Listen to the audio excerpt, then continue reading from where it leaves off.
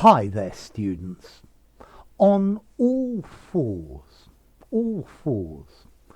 Okay, this is an adverbial phrase meaning with your hands and knees on the ground. So, before a baby learns how to walk, it crawls on all fours.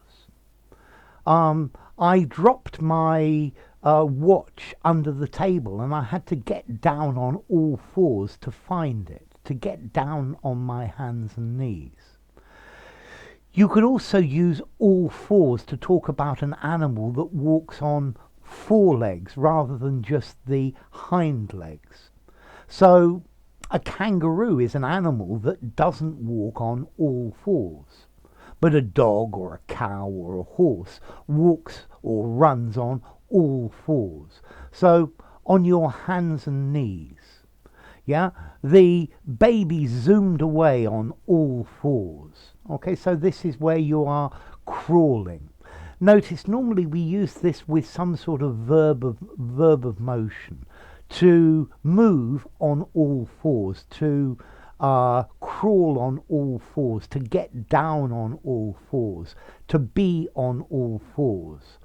I didn't want anybody from outside to be able to see me, so I went over to the window on all fours, on my hands and knees. Yeah, you're using all four limbs, your hands and legs.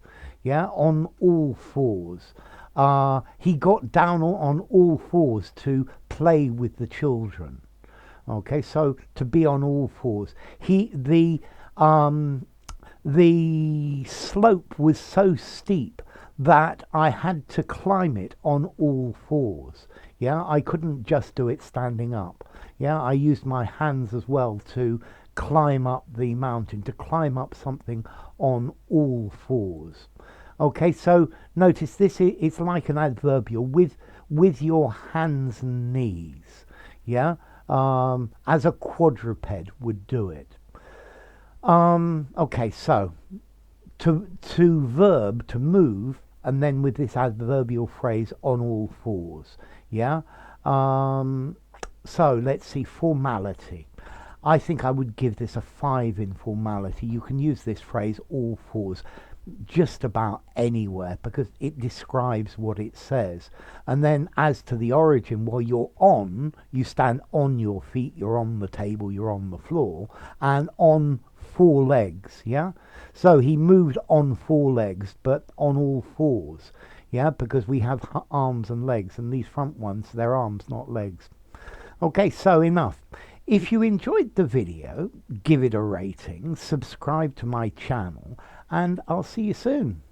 Bye for now. On all fours.